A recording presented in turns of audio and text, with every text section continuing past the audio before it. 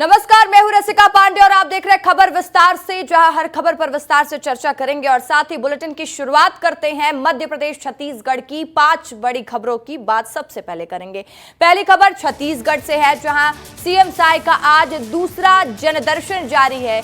जनदर्शन करते हुए छत्तीसगढ़ के मुख्यमंत्री नजर आएंगे, लोगों की समस्या सुनेंगे। जैसा कि पहले भी जनदर्शन कार्यक्रम में हमने देखा था कि दूर दराज से लोग अपनी समस्या लेकर मुख्यमंत्री से मिलने आए थे और आज भी ये सिलसिला जारी रहेगा। साथ ही समस्याओं के निराकरण के भी आदेश दिए जा रहे हैं। तो दूसरी बड़ी खबर मध्य प्रदेश से है। मध्य प्रदेश में विधानसभा बजट सत्र का आज चौथा दिन है। किसान सड़क पॉलिसी मेकिंग जैसे मुद्दों को लेकर विधानसभा में चर्चा भी जारी है। और तीसरी बड़ी खबर दुर्ग से है, जहां सरकारी बंगला में कब्जा पूर्व मंत्री ताम्रध्वज साहू के बेटे ने कब्जा कर रखा है। चुनाव हारने के बाद भी बंगला खाली नहीं किया है, तो इसको लेकर क्या अपडेट है ये भी विस्तार से बताएंगे, क्योंकि ऐसा तो होता नहीं है कि आप चुनाव हार जाएं और उसके बाद आप बंगले में ही कब्जा जमाए रहें। और चौथी बड़ी खबर जबलपुर से सामने आ रही है, जहां शहर की सफाई व्यवस्था को लेकर कांग्रेस पार्षदों ने अनोखा प्रदर्शन किया है। निगम कार्यालय के सामने कचरा फेंककर अनोखा प्रदर्शन किया गया। तो पांचवी बड़ी खबर मैहर से सामने आ रही है, जहां बीजेपी युवा मोर्चा ने राहुल गांधी का पुतला दहन किया और जमकर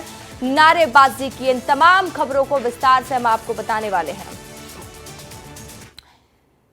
तो चलिए बुलेटिन की शुरुआत कर लेते हैं। 5 बड़ी खबरें हमने आपको बता दी जिस पर आज हम चर्चा करने वाले हैं। और जैसा कि मैंने आपको पहले भी बताया कि सीएम निवास में मुख्यमंत्री विष्णुदेव साय आज दूसरा जनदर्शन कार्यक्रम कर रहे हैं। प्रदेश भर से आए लोग अपनी समस्या लेकर पहुंच रहे हैं और मुख्यमंत्री से मुलाकात कर रहे हैं। ज्यादातर जमीन से संबंधित शिकायतें लेकर लोग पहुंचे हुए हैं। मुख्यमंत्री विष्णुदेव साय जनदर्शन में समस्याओं से संबंधित आवेदन ले रहे हैं और निराकरण के लिए अधिकारियों को निर्देशित भी कर रहे हैं। तो तस्वीरें देख लीजिए। रायपुर में आज मुख्यमंत्री आवास में दूसरा जनदर्शन है। पहले जनदर्शन में भी दूर दराज से लोग पहुंचे हुए थे। बड़ी संख्या में लोग आकर मुख्यमंत्री से अपनी समस्या बता रहे थे। कई लोगों की बात भी हमने आपको सुनाई थी, जो ये कह रहे थे कि मुख्यमंत्री से मिलकर अच्छा लगा। कल का बेटा भी एक मां ने बताया था। तो आज भी बड़ी संख्या में लोग पहुंचे हुए हैं और मुख्यमंत्री से अपनी समस्या बता रहे हैं और मुख्यमंत्री तुरंत एक फोन कॉल पे ही उनकी समस्या का निराकरण करते हुए भी आज दिखाई दे रहे हैं। तो चलिए अब बात कर लेते हैं मध्य प्रदेश में विधानसभा सत्र की। बजट सत्र का चौथा दिन है। देखिए, सदन में बजट पर चर्चा की जा रही है और ऐसे में विधानसभा से एक अनोखी तस्वीर दिखाई दे रही है, जहां टिमरनी विधायक मूंग की बोरी लेकर पहुंच गए थे और इस दौरान सदन में विधायकों के सवालों पर मंत्री भी जवाब देते दिखे। किसान सड़क पॉलिसी मेकिंग जैसे मुद्दों को लेकर विधानसभा में चर्चा की जा रही है, जहां उन्हें मूंग की दाल की बोरी लेकर सदन में नहीं जाने दिया गया।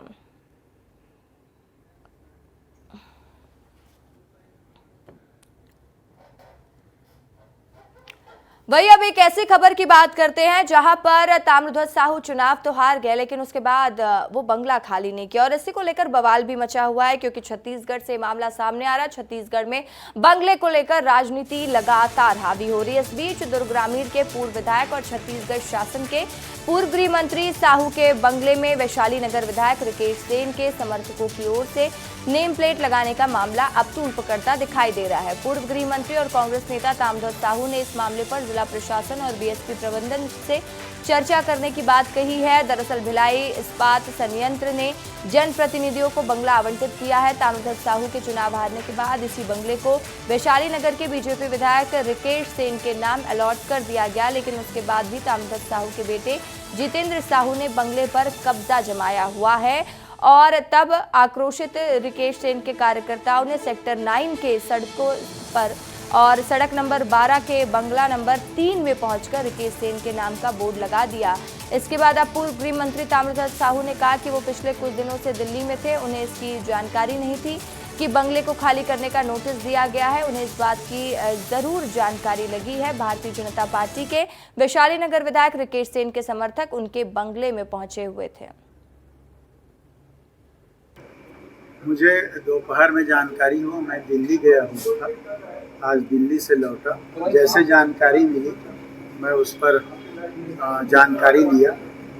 ताला हमारा लगा हुआ था और ताला तोड़ के अंदर जो लोग गए वो वहाँ क्या किए, क्या रखे, क्या सामान हटाए, क्या सामान डाले, क्या क्या वहाँ किए, ये अभी विषय है। मैं एसपी से बात किया हूँ और भिलाई स्टील प्लांट के सीईओ से बात किया हूँ। कल एसपी और सीईओ के साथ बैठकर क्या क्या हुआ, कैसे हुआ, उस पर चर्चा करूँगा। तो देखिए, पूर्व गृह मंत्री कह रहे हैं कि उन्हें पता नहीं था, वो दिल्ली में थे कुछ दिनों से, कि बंगला खाली करना है, इसलिए वो बंगला खाली नहीं कर पाए, लेकिन वो बंगला खाली कर देंगे। और इसी खबर पर ज्यादा जानकारी के साथ मेरे सहयोगी दिलीप शर्मा हमारे साथ लाइव जुड़ चुके दुर्ग से। दिलीप, वैसे तो पूर्व मंत्री जी ये कह रहे हैं कि उन्हें पता नहीं था, लेकिन ये तो सबको पता होता है कि जब आपको सरकारी आवास दिया जाता है तो चुनाव हारने के बाद आपको वो आवास छोड़ना भी पड़ता है। अब सवाल यही उठता है कि जब ये मामला तूल पकड़ता है तो बयानबाजियां भी होती है, तर्क वितर्क भी होते हैं। देखिए, जिस तरह से आपने कहा कि सरकारी बंगला, तो मैं आपको बता दूं ये सरकारी बंगला नहीं है, ये भिलाई स्टील प्लांट का सरकारी क्वार्टर है। उसमें यहाँ पे जो अधिकारी, जो जनप्रतिनिधि होते हैं, उनको भिलाई स्टील प्लांट वहाँ पे क्वार्टर देता है। तो वहाँ पे ये जो पूर्व गृह मंत्री रामदास साहू को जब एक गृह मंत्री थे तो वो क्वार्टर वहाँ पे अलाउड हुआ था, सबसे वीआईपी क्वार्टर से भिलाई स्टील प्लांट के वहाँ पे। और यही दावा कर रहे रिकेश सिंह की उस क्वार्टर को अब जब वो विधायक बने तो बीएसपी ने उन्हें अलाउड कर दिया है। काफी दिनों से उस क्वार्टर को खाली करने की बात चल रही थी, लेकिन ऐसा आरोप है कि गृह मंत्री के बेटे ने वहां पे रह रहे थे, इस वजह से वो क्वार्टर नहीं खाली हो पाया था। लेकिन रिकेश सिंह के समर्थक जब वहां पहुंचे तो उस क्वार्टर में ताला लगा हुआ था। यही वजह है कि रिकेश सिंह के समर्थक ने वहां पे रिकेश सिंह का बोर्ड वहां पे टांग दिया और रिकेश सिंह के वहां पे होने का दावा पेश कर दिया। लेकिन गृह मंत्री जब, माफ करिएगा, पूर्व गृह मंत्री जब रामदास साहू जब ने बयान दिया, जब उनसे मीडिया पूछे तो उनका कहना है कि मुझे इस बात की जानकारी नहीं थी कि वहां पर वो उनको नोटिस दिया गया है और खाली करने की बात कही गई है। मैं उसकी संज्ञान लूंगा, बीएसपी के अधिकारियों से भी बात करूंगा। ठीक है दिलीप, इस खबर पर नजर बनाए रखिए, आगे आगे की अपडेट लेंगे। फिलहाल के लिए शुक्रिया आपका। तो चले खबरों में बढ़ेंगे आगे, क्योंकि रायपुर से इस वक्त की बड़ी खबर आ रही है। महादेव सट्टा मामले को लेकर लगातार बड़ी जानकारी मिल रही है, बड़ी कार्रवाई लगातार जारी है। महाराष्ट्र में 5 आरोपियों की गिरफ्तारी हो चुकी है। थोड़ी ही देर में रायपुर पुलिस करेगी एक बड़ा खुलासा। रायपुर पुलिस कुछ ही देर में प्रेस कॉन्फ्रेंस करने वाली है, जिसमें यह साफ हो जाएगा कि वो 5 आरोपी कौन है और इसके तार कहां-कहां से जुड़े हैं। महादेव सट्टा मामला लगातार तूल पकड़ता दिखाई दे रहा है। लोकसभा में भी इसकी मांग उठी थी, सांसद संतोष पांडे ने जांच की मांग की थी और साथ ही पूर्व सीएम भूपेश बघेल पर डायरेक्टली आरोप भी लगाया था। अब इस पूरे मामले में एक बड़ा खुलासा हो गया है। बड़ा खुलासा थोड़ी देर बाद रायपुर पुलिस करने वाली है और साथ ही महाराष्ट्र से 5 आरोपी पकड़ाए गए हैं। 5 आरोपी के तार कहां-कहां से जुड़े हैं, 5 आरोपी की इन्वॉल्वमेंट क्या थी, सब कुछ साफ हो जाएगा। तो देखिए, ज्यादा वक्त नहीं बचा है जब महादेव सट्टा ऐप को लेकर बड़ा खुलासा एक बार फिर देखने को मिलेगा। कहीं के तार समझ में आएंगे, क्या इन्वॉल्वमेंट था इन आरोपियों का। महाराष्ट्र से पकड़कर पुलिस इन्हें रायपुर लेकर आ चुकी है। प्रेस कॉन्फ्रेंस होने वाला है और प्रेस कॉन्फ्रेंस में सब कुछ साफ हो जाएगा। महादेव सट्टा ऐप को लेकर लगातार बड़ी कार्रवाई की जा रही है और हर एंगल से जांच की जा रही है। उस एंगल्स के लिहाज से भी ये काफी महत्वपूर्ण हो जाता है कि क्या खुलासे होने वाले हैं, क्योंकि ये 5 आरोपी किसी न किसी बड़े सिंडिकेट के संपर्क में भी रहे होंगे। सट्टा खेलने और खिलाने वालों के ऊपर में लगातार रायपुर पुलिस क्राइम ब्रांच के द्वारा कार्रवाई की जा रही है। उसी क्रम में क्राइम ब्रांच को और मौधापारा थाने को ये ऑर्गेनाइजेशनल इनपुट मिला था कि कुछ लोग पुणे में रहकर महादेव सट्टा खिलाने का कार्य कर रहे हैं। इस सूचना पर एक विशेष टीम का निर्माण कर उन्हें संबंधित लोकेशन की जानकारी देकर उनको वहां पर भेजा गया और भेजा जाने के बाद वहां पर उन्होंने पुणे महाराष्ट्र में एक लोकेशन सांगरिया करके एक लोकेशन था, वहां पर रेड कार्रवाई की, जहां पर महादेव सट्टा खिलाते हुए 5 लोगों को, जिसमें अतुल करके एक लड़का है जो नागपुर का है, साथ में विक्रांत रंगारे जो भिलाई का है, अंशुल रेड्डी भिलाई, देवेंद्र कुमार विशाल भिलाई और कुशल ठाकुर ये भी दुर्ग का रहने वाला है। इनको रंगे हाथों गिरफ्तार किया गया। साथ में लगभग 12.5 लाख रुपए का मसरूका, जिसमें 47 नग मोबाइल फ़ोन है, 6 लैपटॉप हैं, राउटर्स वगैरह हैं और साथ में 56 नग एटीएम कार्ड, कुछ रजिस्टर्स वगैरह इनसे सीज किया गया है, जिसका टेक्निकल परीक्षण अभी किया जा रहा है। इसमें बहुत से महत्वपूर्ण अकाउंट्स मिले हैं जिनको संबंधित बैंक को होल्ड करने के लिए पत्राचार किया जा चुका है। अभी इसमें और एनालिसिस का कार्य किया जा रहा है और इसमें संलिप्त और लोगों की भविष्य में गिरफ्तारी की जाएगी। सर कितना पैनल संचालित कर रहे थे सर ये लोग? इसमें एक महादेव का अन्ना रेड्डी पैनल क्रमांक 15 ये संचालित था, जिसको ये 5 लोग संचालित कर रहे थे। इससे पहले पकड़ाए क्या सर ये लोग? इससे पहले इनका कोई हिस्ट्री नहीं है ऐसा पकड़ाने का, और लगातार जो पिछले बार हम लोगों ने कार्रवाई की थी तो उसमें हम लोग अलग अलग बैंक अकाउंट्स के ऊपर में नज़र रख रहे थे। तो कुछ ऐसे हमको सस्पेक्टेड बैंक अकाउंट्स भी मिले थे जिसमें क्षमता से ज़्यादा ट्रांजैक्शन हो रहा था। इसी आधार पे ये इनपुट जनरेट हुआ था और उसी आधार पे हमने कार्रवाई की थी। किसका था सर ये जो लोग काम कर रहे थे वहाँ पर, किसके लिए काम कर रहे थे? फिलहाल चूँकि हम लोग इसमें अभी इन्वेस्टिगेट कर रहे हैं, संबंधित अकाउंट किससे किससे लिंक्ड हैं, कौन कौन से मोबाइल नंबर से वो कहाँ से ऑपरेट हो रहे हैं, इसकी जानकारी ली जा रही है। जब डिटेल वगैरह आ जाएंगे तो शेयर किया जाएगा। कितने राशि जो अभी कराने के लिए होल्ड कराने का लाखों रुपए में ये राशि है और इसका एग्जैक्ट जो मूल्य है वो पूरे अपन एनालिसिस करने के बाद ही प्रोवाइड कर पाएंगे। सर सबसे ज्यादा बैंक खाते किस बैंक के? और सर ये जो खाते हैं सर उसमें सेविंग अकाउंट कितने और करंट अकाउंट कितने? अलग अलग बैंक के इसमें अकाउंट्स हैं और अकाउंट्स की संख्या बहुत ज़्यादा संख्या में है, इसलिए अभी जब तक इसका एनालिसिस नहीं हो जाता तब तक ये बताना भी संभव नहीं है। सर ये लोकल बैंक भी क्या मतलब छत्तीसगढ़ के संभावित है। तो देखिए जांच जारी है और भी बड़े खुलासे हो सकते हैं। प्रेस कॉन्फ्रेंस में पुलिस ने साफ कर दिया है कि लगातार उस पर जांच जारी रहेगी, हर तार को जोड़ेंगे और मुख्य सरगर्म मुख्य आरोपी तक भी पहुंचेंगे और लगातार इस पूरे मामले में अपडेट आ ही रहा है। तो चलिए खबरों में बढ़ते आगे। जबलपुर से खबर सामने आ रही है। जबलपुर की खबर की बात कर लेते हैं, जहां पर शहर की सफाई व्यवस्था को लेकर कांग्रेस पार्षदों ने अनोखा प्रदर्शन किया है। वेतन न मिलने के कारण सफाई कर्मियों ने हड़ताल किया हुआ है।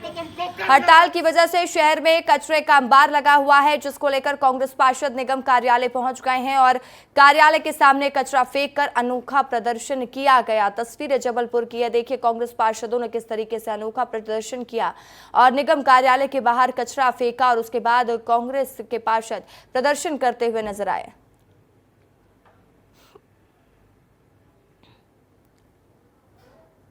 तो चलिए अब बढ़ते हैं आगे और बात कर लेते हैं संसद में राहुल गांधी के द्वारा दिए गए बयान को लेकर। मैहर में बीजेपी कार्यकर्ताओं ने राहुल गांधी का पुतला दहन किया। लगातार राहुल गांधी के बयान पर भारतीय जनता पार्टी के तमाम दिग्गज हो या फिर बीजेपी के तमाम कार्यकर्ता हो नारेबाजी कर रहे हैं, पुतला दहन कर रहे हैं। और एक और तस्वीर मैहर से सामने आई है। कार्यकर्ताओं का आरोप है कि राहुल गांधी ने अपने बयानों से हिंदू का अपमान किया है, जिससे बीजेपी युवा मोर्चा आक्रोशित है और इसी के विरोध में सैकड़ों बीजेपी कार्यकर्ताओं ने नारेबाजी करके विरोध प्रदर्शन भी किया है।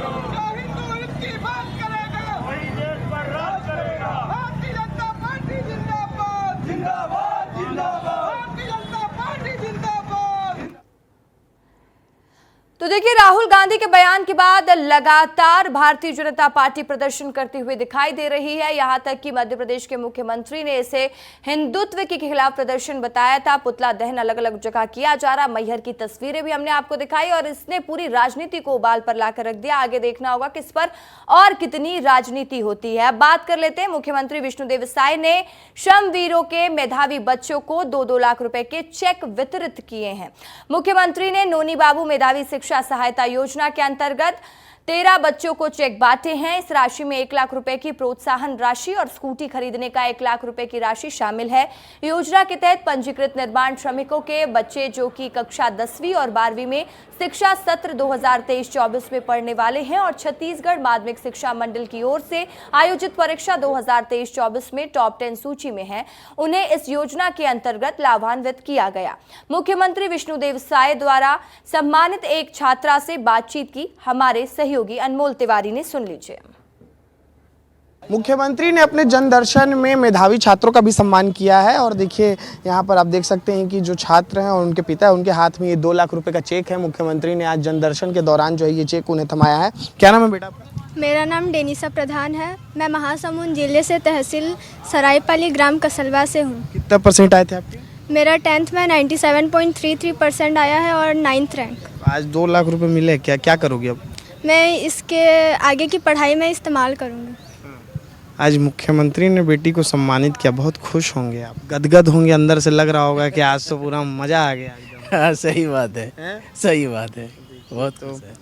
ये 2 लाख रुपए का चेक जो है सीएम विष्णुदेव साय दिए हैं, तो आगे क्या आप पढ़ाई करोगे, क्या सोचो? मैं अभी बायो ली हूँ और आगे नीट करना चाहूँगी और कार्डियोलॉजिस्ट बनना चाहूँगी। कार्डियोलॉजिस्ट बनना चाहती है और नीट बनना चाहती है, और आज जो है सीएम ने इनका सम्मान किया। बड़ी बात है कि सीएम जो है जन दर्शन में तो लोगों की समस्या तो सुन ही रहे हैं, लेकिन उसके साथ साथ जो मेधावी छात्र हैं, जो सम्मान के लायक लोग हैं, उनको सम्मानित भी कर रहे हैं। और आप देखिए, मुख्यमंत्री नोनी बाबू मेधावी शिक्षा सहायता योजना के तहत जो है सीएम ने आज 10वीं 12वीं में जो टॉप हुए हैं छात्र, उनको सम्मानित किया और 2 लाख रुपए जो है उसके चेक जो है वितरित। कैमरा पर्सन दुर्गेश साहू के साथ अनमोल तिवारी, विस्तार न्यूज।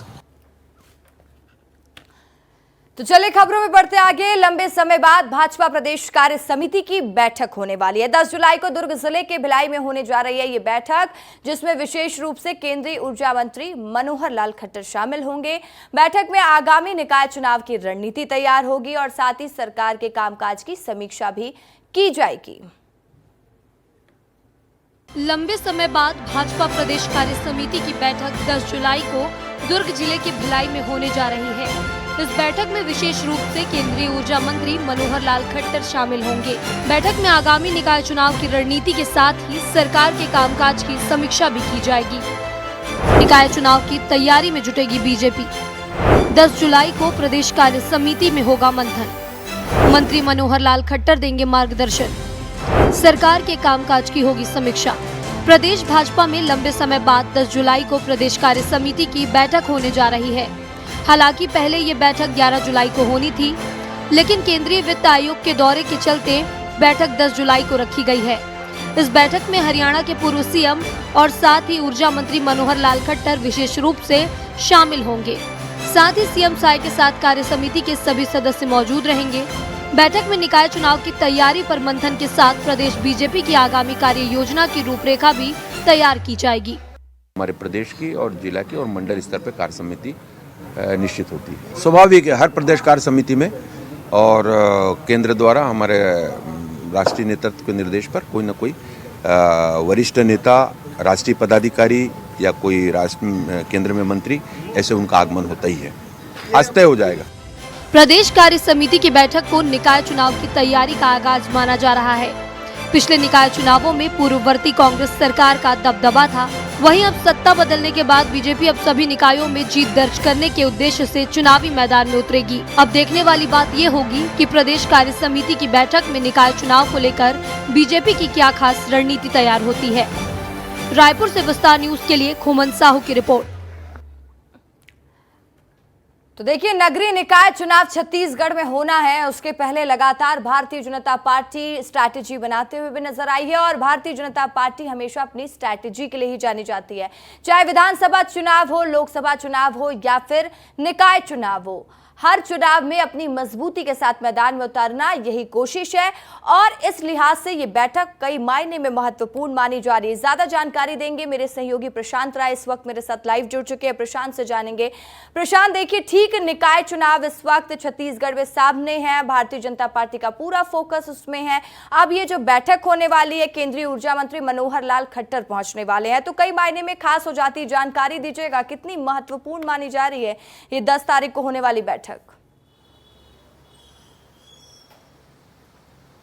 जी रसिका, देखिए, भारतीय जनता पार्टी में प्रदेश कार्य समिति की होने वाली बैठक एक वार्षिक कार्यक्रम है, जिसमें प्रदेश अध्यक्ष साल भर के अपने कार्यक्रमों की समीक्षा करते हैं और आगामी योजनाओं पे चर्चा करते हैं। इसमें सबसे महत्वपूर्ण प्रदेश अध्यक्ष का जो उद्बोधन होता है, जिसमें वो अपने आगामी योजनाओं की चर्चा करते हैं। ये भारतीय जनता पार्टी का एक रूटीन कार्यक्रम है जो ये वर्ष भर में आयोजित किया जाता है। इस बार केंद्रीय प्रवास में केंद्रीय ऊर्जा मंत्री मनोहर लाल खट्टर आ रहे हैं। चूँकि लोकसभा चुनाव में भारतीय जनता पार्टी को एक अजेय जीत मिली है, 11 लोकसभाओं में से 10 लोकसभाओं में से जीत मिली है, चूँकि एक इस लिहाज से एक बड़ा कार्यक्रम माना जा रहा है और ये संगठन की दृष्टि से बहुत ही महत्वपूर्ण कार्यक्रम है। रशिका, बिल्कुल, संगठन की दृष्टि से महत्वपूर्ण कार्यक्रम है और जब निकाय चुनाव भी ठीक सामने, उस लिहाज से भी काफी स्ट्रैटेजीफुल ये कार्यक्रम माना जा रहा है बीजेपी का। तमाम जानकारी के लिए प्रशांत, शुक्रिया आपका। तो देखिए, राजधानी रायपुर में आज से विश्व व्यवसाय सरकार का सहयोग केंद्र शुरू हो गया है, जहां पर बीजेपी दफ्तर में मंत्री अलग अलग दिन बैठेंगे और आम जनमानस और कार्यकर्ताओं की समस्या सुनेंगे, उनकी समस्याओं का समाधान निकालेंगे। पहले दिन मंत्री लखन लाल देवांगन सहयोग केंद्र में मौजूद रहेंगे और जैसा कि आज का दिन पहला दिन है तो लखन लाल देवांगन इस वक्त मौजूद है, जो कि लोगों की समस्या सुनेंगे। शाम 5 बजे तक लोगों की सहयोग करेंगे, तो शाम 5 बजे तक आप अपनी समस्या लेकर जा सकते हैं। वहीं 5 जुलाई को मंत्री दयाल दास बघेल समस्या सुनेंगे, 8 जुलाई को उप मुख्यमंत्री अरुण साव मौजूद रहेंगे और 9 जुलाई को मंत्री श्याम बिहारी जायसवाल सहयोग केंद्र के माध्यम से लोगों की समस्याएं सुनेंगे।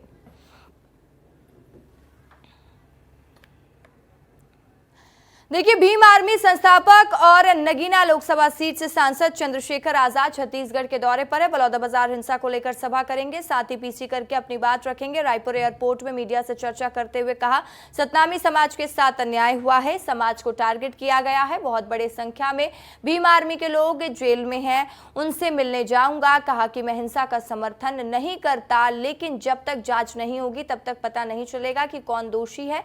साथ ही उन्होंने सरकार पर आरोप लगाते हुए सतनामी समाज को बदनाम करने का ये सरकार को शोभा नहीं देता, सरकार सतनामी समाज को बदनाम करने की कोशिश कर रही है।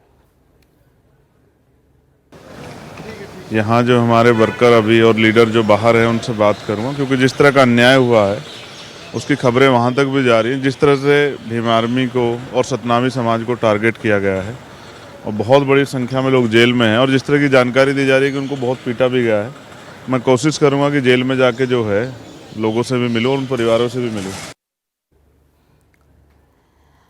तो देखिए, चंद्रशेखर आजाद जो पहुंचे हुए रायपुर और उनका साफ कहना है कि जाकर लोगों से मिलूंगा, लोगों को मारा पीटा जा रहा है। वो आरोप लगा रहे हैं कि बीजेपी सतनामी समाज को बदनाम करने का काम कर रही है और जो भी दोषी है जांच होगी तभी पता चलेगा। तो इस पूरे मामले में राजनीति भी गर्म है और आगे भी इस पर राजनीति देखने को मिलेगी, वो भी हम आपको विस्तार से बताएंगे। तो चलिए खबरों में बढ़ते हैं आगे, क्योंकि शिक्षा सत्र शुरू होते ही स्कूलों में तालाबंदी की खबर आना भी शुरू हो जाती है। ताजा मामला महासमुंद जिले के शासकीय प्राथमिक शाला तेंदुवाही के सामने से आया है, जहां पर पालक व बच्चों ने मिलकर सुबह 10 बजे स्कूल में तालाबंदी कर नारेबाजी करने लगे। पालकों और बच्चों ने बताया कि स्कूल में पहली से लेकर 5वीं तक के 51 बच्चे पढ़ाई करते हैं और बच्चों को पढ़ाने के लिए मात्र एक शिक्षक की पदस्थापना है, जिससे बच्चों की पढ़ाई प्रभावित हो रही है। पालक पिछले 3 सालों से शिक्षक की मांग कर रहे हैं, लेकिन कोई सुनवाई नहीं हो रही है, इसलिए आज स्कूल में तालाबंदी कर दी गई।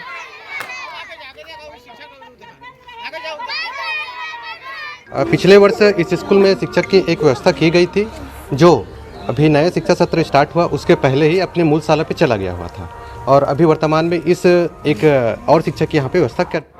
और इसी के साथ फिलहाल इस बुलेटिन में इतना ही। मुझे दीजिए इजाजत और खबरों की लगातार अपडेट्स के लिए आप बने रहे विस्तार न्यूज के साथ। नमस्कार।